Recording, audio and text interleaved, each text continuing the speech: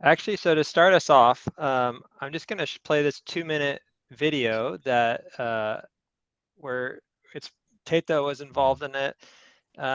Last summer, we had video interns who were past students that went on our programs, and one of them was in Guatemala and produced this video based on the Guatemala summer experience. So it's kind of a good visual sense of the program, just to kind of, we're going to be showing some photos and talking a little bit more about Guatemala and the types of programs that we run there. But I think this is a good way to kind of introduce that. So let's go ahead and do that.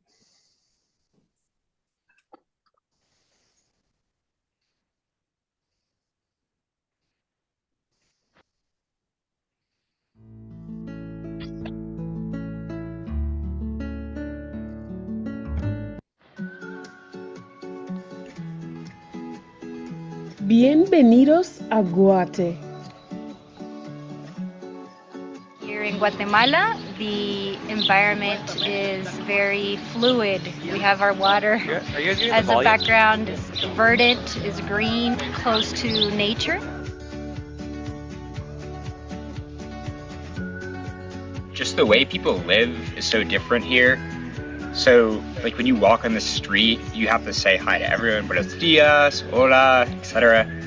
Dragons is definitely different. First of all, you're there in a place for a long period of time to actually immerse yourself a little bit in the culture, and it's a program that intends to teach you. This is a Spanish intensive course, so there definitely is a lot of Spanish going into it. But I think it's been awesome to have the support of my instructors, have the support of my teacher of Spanish, have my support of the friends around me, and just being able to understand that it's a collaborative process, so it's not an individual thing for me. We had like our independent study projects, and I decided to do the Cosmovision, which is like learning about like the traditions and values of like Mayan culture and like spirituality. It's my first time doing ceramics, and I painted a cup. In South America and Central America, there's a lot of culture around hospitality, and everyone's very amable, very open, and that really pulls me in and makes me want to learn more. This is actually part of why I chose Guatemala. You're able to have those connections that go deeper than culture or ethnicity or gender or nationality. You're able to really have a human connection with a group of people, and that's a real experience, unmanufactured experience that you probably couldn't get anywhere else.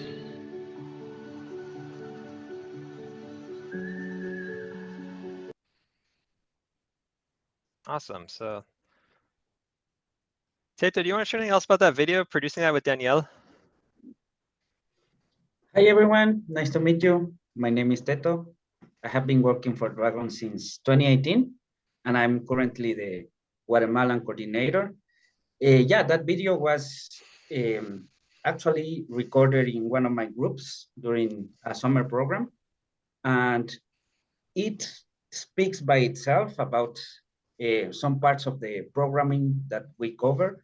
So we cover in Guatemala, we are focused on Spanish lessons and culture immersion.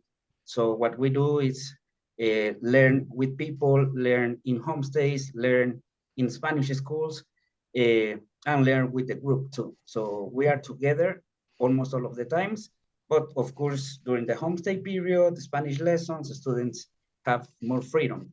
And that's the way we learn in Guatemala. I'm not sure if the picture that you can see there is one of my pictures, but it's in one of the towns surrounding Lake Atitlan that is called Santiago Atitlan. And it's in a fishing tour, traditional fishing tour that we do here in Guatemala. So we do things that the people do. That's a big part of our program. Awesome. Thanks, Teto. So Annika, introduce us a bit more. I've been with Dragons for 15 years and oversee our programs globally. Teto specifically is really our Guatemala expert, lives in Guatemala himself, and has worked with Dragons for many years and oversees our programming there. So we're really lucky to have him here. He's actually leading a program right now, so he was able to sneak away from the group this evening and join us. Just to go over some of the things we're going to cover in this webinar, just a bit of an introduction to Dragons quickly. I know most of you are probably already familiar with us. that you're on this webinar, a bit more about Guatemala as a country and where it's kind of situated within Dragon's programming. Talk a little bit about course progression and how we design our programs. Talk a little bit about the program components that are highlighted in Guatemala, as well as some of the key program themes. Then touch upon food and safety, and then we want to leave time for questions and answers. We have this scheduled for an hour, but we're happy to stay a little bit longer if there's question and answer. And Annika mentioned as well, we're also recording this and we'll send it out. So no need to, take a lot of notes. You'll get a recording of this as well. Annika, do you want to just kind of go over the story of our name? Yeah. So we have kind of a unique name. So you all might be wondering, where does our name come from? Take it out here if you want. Can anybody else hear me? All right, thanks. Yeah, we can hear you. Okay, great. So map makers used to put dragons on maps of places that they had not explored or places that were unknown to them. So for us, going where there be dragons means exploring your unknown and going out of your comfort zone in that way.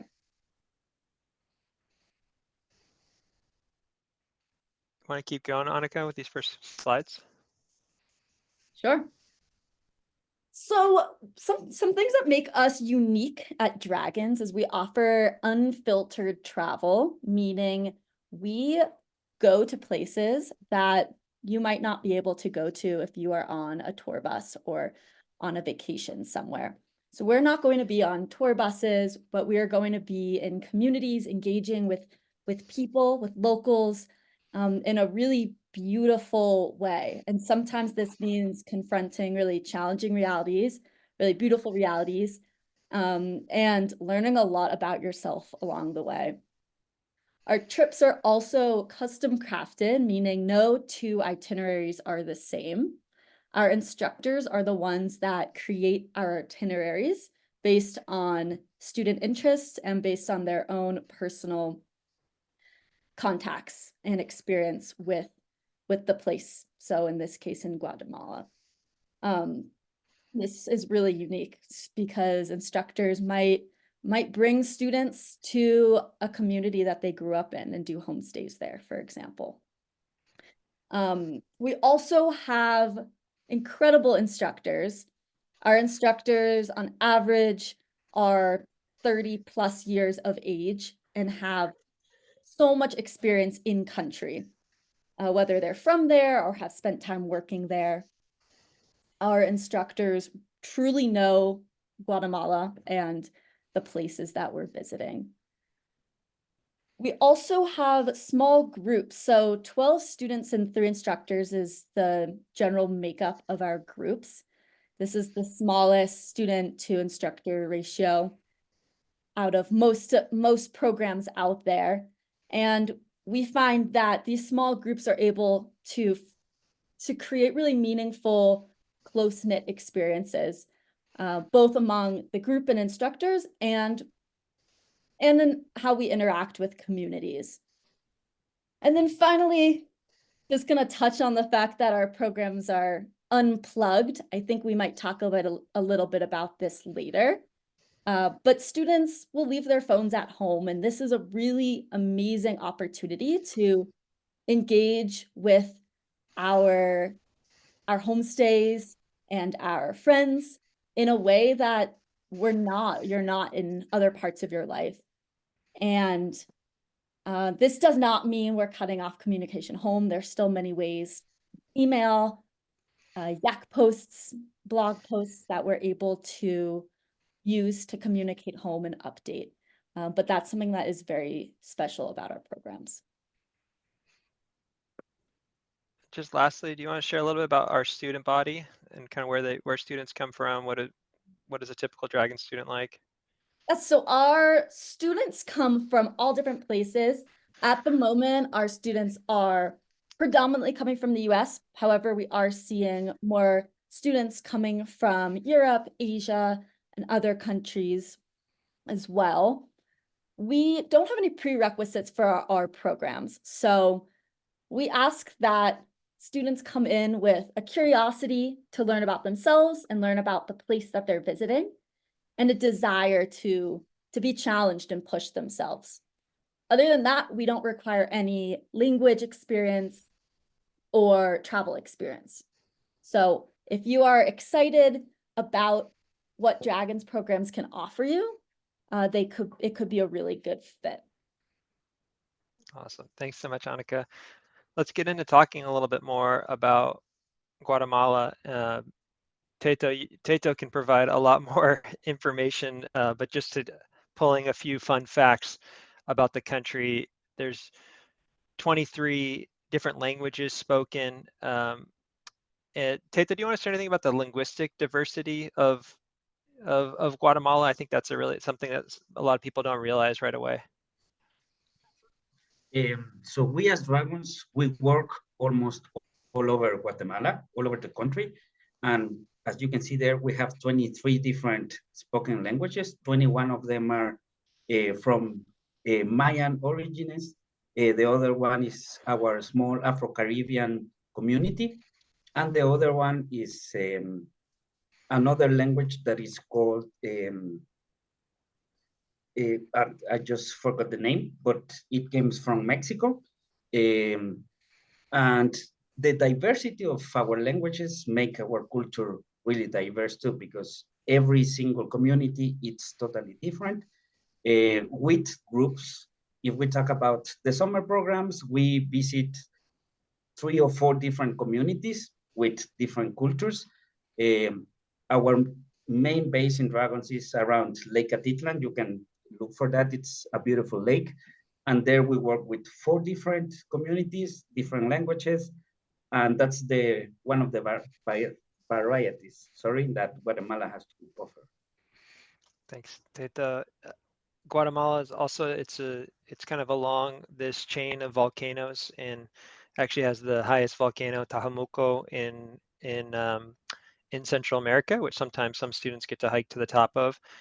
One thing that, having traveled quite a bit in Latin America, I think, and Dragons offering programs in different countries, one thing that is quite distinct about Guatemala is the large percentage of Mayan or indigenous population, which is the largest in Central America, and right up there in Latin America alongside Bolivia. And it's a big part of the identity of the country as well. And I think it also, one kind of auxiliary benefit of that for students is, besides it being really fascinating because of the cultural diversity within the nation, it also makes it a really wonderful place to learn Spanish, because a lot of folks in Guatemala speak a very kind of clear, slow, easy to understand Spanish, because a lot of them also speak Spanish as a second language, because they're maybe speaking Quiche or Caquichel or another Mayan language, which is just a benefit of making it kind of an easier form of Spanish for learning. And then the syncretism of Mayan and kind of indigenous beliefs mixed with Catholic and Christian religious blends is really fascinating, and something that I think is very unique in the ceremonies and just the churches and the architecture and a lot of what you see in Guatemala. And then I think, for being based in the US myself, and Dragons being based in the United States, there are so many historical and contemporary ties to the United States. Right now, of course, a very hot button topic in the US is migration. That is a really prominent theme in Guatemala, and one that I think students really get to learn about firsthand, of why people are migrating to the US and thinking about it from that perspective, and visiting communities that have been really impacted by an outflow of migration. So just kind of a few facts to set the stage. And then Guatemala, just so we're kind of on the same page of where we are right here, just south of Mexico, and it's a bi-coastal nation. So it has on the Caribbean side and in the Gulf, on the Gulf side, and the Pacific Ocean side. And Teta, I wonder if, in this kind of Google Map slide, you could just kind of talk through where, so where these are kind of some of the main program areas here. Could you kind of talk us through that a little bit, Teta? Yes, of course. So this is also, for me, it's really special because it was one of my trips. In fact, that picture with the roads, we took that picture for the parents, families, and friends to see how our program looked like. So we started our program landing in Guatemala City, then we moved to the north part of Guatemala, that it's where the living and ancient Maya culture is. And there we visit Cooperativa Nuevo Horizonte, that is this beautiful cooperative that it was founded by ex-guerrilla members. And there we learn about the history of Guatemala. We visit some of the Mayan most important sites. We can trek there for a couple of days. We also sleep there in this beautiful jungle in the middle of a Mayan archaeological site. After that, we visited the Caribbean part of Guatemala with the Afro-Caribbean community that we have, that they speak Garifuna, and there we share with them with this beautiful project that it's a school that works with scholarship programs for people around the area. After that, we visited um, a project that works on sustainable agriculture because that's one of our main focuses. Then we did a trek in Todos Santos, Cutumatan, that it's in the other part close to the Mexican border for 3 nights, 4 days. Then we visited Xela, that is the second largest city in Guatemala, and I live here in Xela. No, I'm not in Xela right now, but I live in Xela. It's a beautiful city with a colonial center. And there we do individual Spanish lessons with um, one-on-one classes with teachers. After that, we visited Lake Atitlan, that is this beautiful place that I was talking about. And we ended up near Antigua, Guatemala, and near Guatemala City. You can think that that's a lot of places that we visit. That program was a 6-week program, but the immersion, it's amazing for students. So it totally worth it to travel. As you can see there, 37 hours in total. Thanks, Teto. That was a great summary. I also just kind of put this topographic map as well, so you could really, it's hard to tell on the Google map, but you can really see the highlands of Guatemala here, this mountainous region, and you see this little kind of green dot is Lake Atitlan that's kind of nestled up here. It's a absolutely stunning lake, and then you get up here in the north where Tikal, the famous Mayan ruins, are, and it's really tropical jungle. So very different ecosystems within Guatemala, lots of biodiversity from the Caribbean side over to the highlands, where a lot of our programming is really up in the highlands, and then down to the Pacific coast. We had a question of where we Yes. do homestays for the 4-week program. Sorry, could you say that again? We had a question of where we do homestays for the 4-week program. Teto, would you be able to answer that? We're gonna just put a pin on that because we're gonna talk about the homestay communities and a little bit. So yeah, we'll definitely talk about some of the homestay communities. Thank you. Just wanted to set the stage for how we design our itineraries, because if you go on a travel tour, a lot of it is dictated by the logic of sightseeing, of going from this famous site to this famous site to this museum. We really try to intentionally design our courses with this idea of this 5-stage progression of skills within our student groups. So this is part of our kind of fundamental to our leadership curriculum. So instead of just thinking about the logistics of where we're physically moving through the country and what activities we're doing, we're thinking about where are our students in terms of the skills that they're acquiring and the type of challenges and opportunities that they have to practice those new skills in different settings. So that's part of this 5-stage process. And just to briefly kind of go over that, the orientation is the first part of the program, which is usually the first, depending on the length of the program, it could be anywhere from 2 days up to 5 days. And that is the time to get to know the other travelers within the group. It's a time to go over important cultural do's and don'ts, learn safety tips, learn kind of more expectation setting about where we're going. And it's really a time that the group's kind of insular, and we typically do that in kind of more of a retreat space. So we can kind of land and we're not just immediately diving into the country. We're actually taking time to form this container, this safe group space, so that when we go out and we do go into homestays, that we have that to come back to. So we really want to establish that rapport and that community within our student group before going out. Then from there, we move into more skill acquisition, which is really just learning what are the basic travel skills that I need to get my needs met in this new place that might be unfamiliar. That involves language skills, starting to learn the language. That involves things about food. What are the foods that I can and can't eat? Getting safe water, getting access to money, getting where to go to the bathroom. Like, we're talking basic skills that in our day-to-day life at home we might never even think about on a conscious level. That's kind of part of that skill building phase. And then moving along from that, the instructors are providing more space for students to have more independence and to actually practice those skills. So that's, you're moving into homestays, you're actually having time away from the group to practice those skills and to practice your language skills, to navigate the country, to actually have a little bit more autonomy in that experience. And then culminating in what we call the expedition phase, or the student-led travel portion, where you're taking those skills that students have acquired over the first part of the program, and instructors are actually asking students to build out part of the itinerary. So that might mean deciding where they go, making bookings, planning activities, but actually exercising those travel skills that they have built over the first part of the program.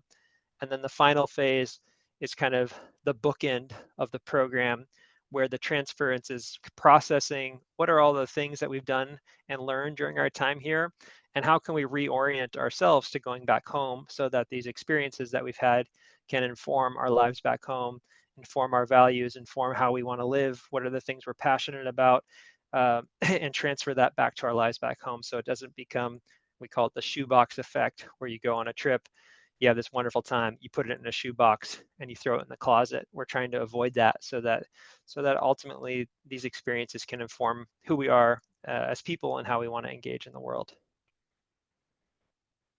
Teto, can you talk about some of these kind of core program components that we see in the Guatemala program? Yeah, sure. It will be a pleasure. So homestays are one of the main components that we have in our Guatemalan program. We work with different communities, and we do homestays in different parts of Guatemala. We have a home base in Lake Atitlan here in Guatemala that it's a community called San Juan La Laguna. And in that area, we have San Antonio Palopo as well. Those are our main communities. So if you are signed up for a program, most likely you will be doing homestays in either of those communities. As long as homestays there, we do Spanish lessons. In some places, we can do individual Spanish lessons, and in other places, we pair students, and we do the lessons in pairs. And at the same time, in the same communities, we do individual study projects that are chosen by students. We have multiple topics such as Mayan cosmovision, traditional weaving, traditional music, traditional cooking lessons, sustainable agriculture. So we have up to 10 different topics, and students choose one of them to be paired with a mentor, and those lessons are individual. If more than 3 students, they have like the same lessons, what we do sometimes in order to have an individual experience is to have different schedules. But that's one of our main components. So our 3 main components in Guatemala are homestays, language lessons, and also independent study projects. Whenever we have students that they have like an advanced level of Spanish and they want to explore another topics, we offer also Mayan language lessons in all the communities, because the main communities that we work with, Spanish is not the official language, it's a Mayan language. Awesome. Teto, what are in these photos here, if you can, I don't know if you can see these, but just what are some of the independent study projects that students are popular in Guatemala for students? Yeah, I can talk about all of the pictures because, yeah, good memories. The first picture is the farewell party that we do with homestay families. Homestay families in Lake Atitlan, especially that's in San Juan La Laguna, they love to share their culture. So that's why you can see our students wearing the traditional clothing. That's a big part of them sharing. And also in the same time, students do presentations of their projects that they have been studying during a program. For example, there is one student showing how to weave in the traditional way. In the second picture, that's Esmeralda, our cooking mentor in San Juan La Laguna. So she's teaching how do we, I forgot the name, Aaron, probably you can help me, blend. Instead of using a blender, we use that stone. So The that's mortar, traditional mortar, cooking. Yeah. mortar and pestle. Yeah. The other one, it's in San Antonio Palopo. That's one of our homestay moms in San Antonio. And the one that it's below, it's students are learning permaculture in one of the places that we do that. It's the Instituto Mesoamericano de Permacultura, like the Mesoamerican Institute of Permaculture. And there we do learn about sustainable agriculture. Awesome. Thanks so much. And then this last one, just to highlight of, I kind of lumped these together, but I just called it regional topics just to kind of break out some of the key themes here. And these are kind of a focus of the Guatemala program around intensive language study. Most students that come to Guatemala are interested in Spanish immersion and improving their Spanish. We have students that come with all different levels, from being beginners in Spanish to students that are native speakers and speak Spanish at home. So it really, I think the experience can be really valuable at any skill set that students come in with their Spanish background. And because we're able to work in either small groups or personalized Spanish instruction, it really allows that to be tailored to where the student's level is. Religious syncretism, we mentioned about that, the unique blend of kind of colonial religious presence with Catholicism and kind of more indigenous forms of religion and spirituality in Mayan traditions. And then land relationships and food systems is a big part of the program, because a lot of the communities that we stay in and the host families that we work with work in subsistence agriculture. So, growing their own food, taking food to market. And so the relationship to food sources is just much more present in the daily life there than I think maybe some of us have back at home. Indigenous culture and identity is a big topic, especially when we think about the tensions that exist within power structures within Guatemala, in terms of the percentage of the population that is Mayan, is from a Mayan or indigenous background, versus where you see the power controlled within the country, and how that relates to kind of Latin American history and the history of colonial forces and themes of racial identity, ethnic identity. All of those are really at play, which leads to this idea of grassroots movements and resistance, and how communities have organized to advocate for themselves, and how that's an ongoing process. And then finally, the learning service is just our way of trying to engage with communities, learn about communities with a lot of humility to see how we can help, but coming in with the mindset of saying that we're not here to help you. We're here to learn from you first. And if there are ways that we can contribute and be helpful, then we certainly want to serve. But we really don't like the power dynamic that is inherent in the kind of volunteerism model of, we are coming to this place to quote unquote help you. We don't enter communities in that way. We enter with a real learner's mindset, and then our learning service is how can we learn to serve where we can be helpful.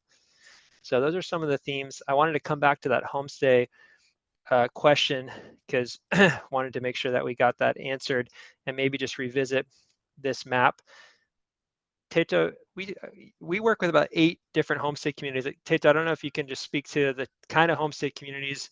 I can't say exactly where the 4-week homestay will be because we do work with different homestay communities and we haven't finalized the summer itineraries yet. But Teto, maybe you can speak to what like a 4-week itinerary might look like in terms of homestays for the summer. Sure. Usually in a 4-week summer program, we do homestays in Lake Atitlan area. As I mentioned before, that would be either in San Antonio Palopó or San Juan La Laguna. But I was talking about a trek that we do in Todos Santos, Cuchumatan, near that area that was really affected by the civil war here in Guatemala. We do homestays in one community that is called Nevaj. And I will take the time also to respond or to answer the question that we have on the chat. We do individual homestays on summer programs. So each student is paired with a family, but that's most for sleeping and having meals together.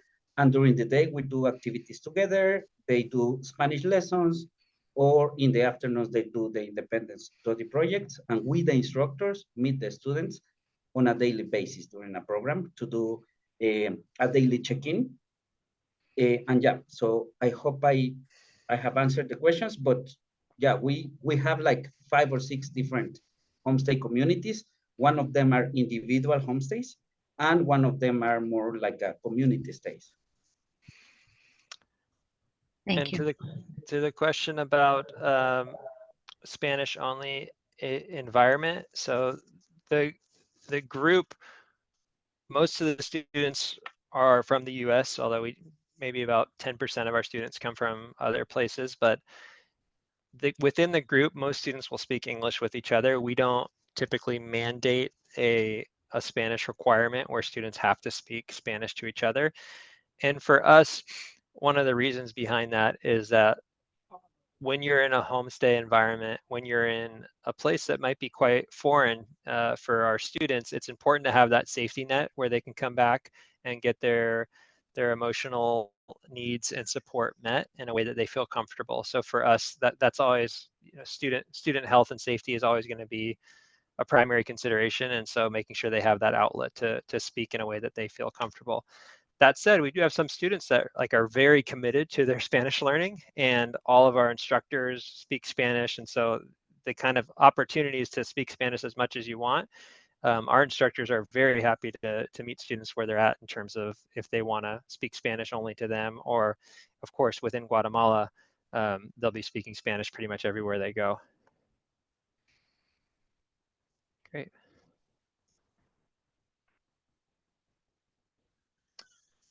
The age limit, for our summer programs, I think it's 15 to 18. And then for our gap year programs, most students are kind of 17 to 20 in that range. So that's kind of, those are the suggested age ranges for the programs. Teto, can you share a little bit about Guatemalan food? I love the food in Guatemala, and I know Teto came and visited me recently, and he was missing he was missing the Guatemalan food.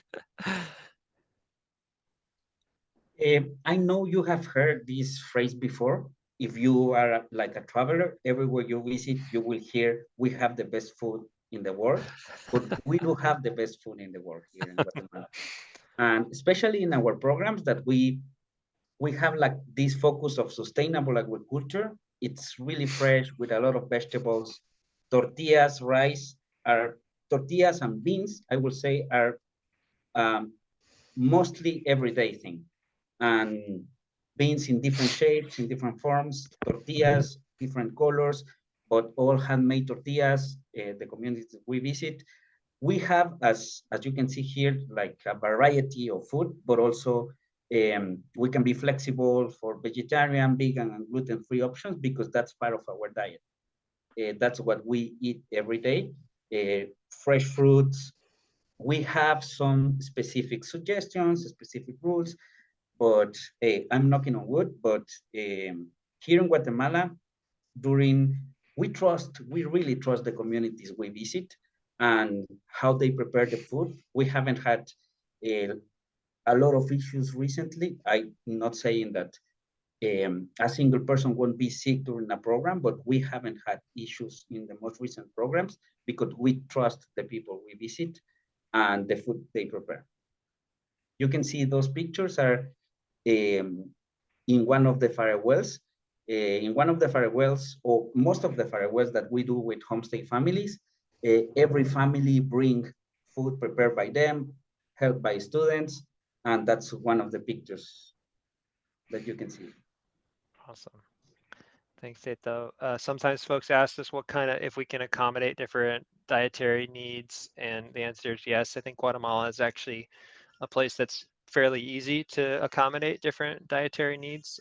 So we've had students come in with all different types of food-related needs or restrictions, and that's fine. Water purification, we're not drinking any water that's straight from the tap. All the water that we drink with the group is purified, and that we always have access to water depending on where we are, and that could look different ways, whether that's coming from a big 5-gallon kind of water jug or whether that's boiled water that's purified in other ways. So that's a big one in just terms of water safety. And then for safety considerations and medical care, really our primary the most common concern that we have in Guatemala is, and which is similar to a lot of other places, is just around gastrointestinal issues, just people getting stomach bugs or getting sick. Part of that can be through eating food that they might not be used to, or that they're drink water that, brushing their teeth with the tap water or doing something like that, that can trigger that. We have a series of different hospitals, medical clinics, doctors, that is all part of our called a country area guide, but it's kind of our internal book of past programs that we have built relationships with different medical facilities, so we know along the itinerary that if someone was to get sick and need medical care, that we would be able to access whatever the closest facility is. In addition to that, we work with a company called International SOS, which is a large medical assistance provider, and they really do two things for us. They have 24/7 medical support for consultation. So if there's something that's maybe borderline, we're not sure if we should go seek local care or we want to get a second opinion, we can always get on the phone with a doctor in the US and get their opinion, and they can also review prescriptions. They can review any tests or anything that might happen in the country. And they also have a safety and security team that provides us with kind of different updates around any safety and security concerns that could happen around the country, whether that is a road blockade due to political protest, or even things like a natural disaster or something that might happen that we would want to be privy to, that maybe wouldn't show up in normal news sources. So I just wanted to touch upon some of those food and safety and considerations. And then these last two slides, I wonder, Annika, if you can talk about the unplugged travel and then kind of any next steps, and then we'll open it up to questions. Yeah. I don't think I actually mentioned this, but I was a student on a Dragons program, a semester program, and not having my phone was one of the best parts of the program. It really allowed me to form friendships in a way that I hadn't before, and to really notice so many different things around me, whether that was watching TV with my family, my host family, or just walking down the street and listening to people's conversation. It is very special, and we find ways to send pictures home, to send updates home, so families and friends know what we're up to along the way as well. In terms of next steps, for our application, we accept applications on a rolling basis. So right now, our summer programs are quickly filling up. In fact, some of them only have a few spaces left. So now is the time that we're really starting to review summer applications and fall applications as well. Once you submit an application and a deposit to save your spot, we'll be in touch with you to schedule a phone call to chat with you. And then once you get accepted into our program, we'll send out program prep materials, which will include more info on packing lists, vaccination info, and some more specifics about flights and all of that sort of thing. Awesome. One thing I forgot to mention at the top of this webinar is just that all the photos in here are, of course, of Guatemala. So if anyone had any, if something caught your eye and you had a question about where's this or where's that, this last photo is in Antigua, which is the kind of the old colonial capital, and it's really quite a beautiful colonial city. So this is a very famous part of that city. I'm going to go ahead and stop sharing my screen and just open it up for any questions folks might have. Hi, I have a couple questions. My name is Fabiana. My daughter Gabriela is signed up for the Guatemala program in the summer for the 4 weeks. And she's extremely excited, very nervous about the no cell phones, but we will start her training here before she gets there. And my question is, the pictures that were shown, do they reflect kind of the look and feel of the homestay, of what a homestay will look like for her? And you also mentioned that part of the objective of this program is for them to do kind of their own scheduling and travel. Is that part of the 4-week? Is she going to be responsible for some kind of organization of her own travel to be on her own? Because I didn't have that expectation.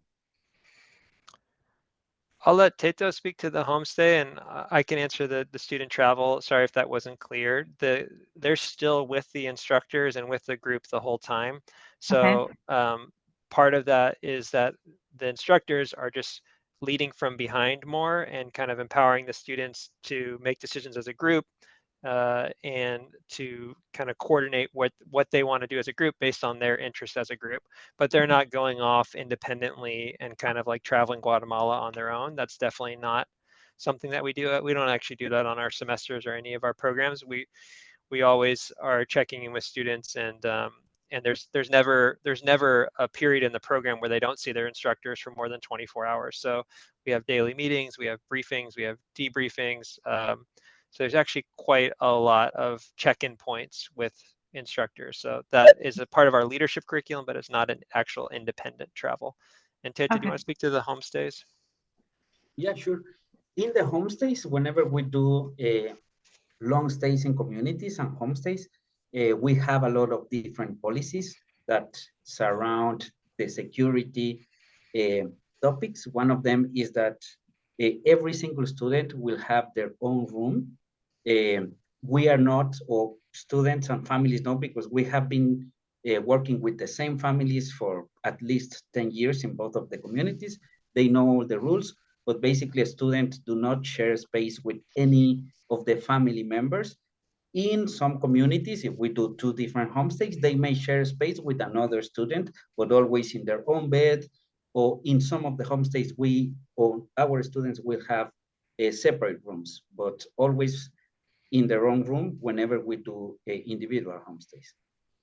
And we have different families with different relatives that are part of the family, like children. Others may have just youth people in the house, or just not houses like with just a mom, but always with a relative that belong to the núcleo familiar. Mm-hmm. And I just one more comment on homestays, because I think it really is one of the aspects of the program that can be the most anxiety producing for students, of just the idea of like living in someone else's house and not having control over all the things that you're used to in your own home environment. The homestay families we work with are really wonderful, and they're really excited to have students be a part of their family and really treat them as such. And that means even like incorporating them into daily chores and like having them, really treating them like their own children while they're there. And we also acknowledge that not all students are the same, and not all students have the same needs. And so because of that, we have different homestay families that we can pair with students that we think will be a better fit. And that might be like a physical comfort thing, a house that maybe we think is a little bit more comfortable or a little bit more closer to the instructor house. So there is some flexibility in just in terms of how we pair students with homestay families.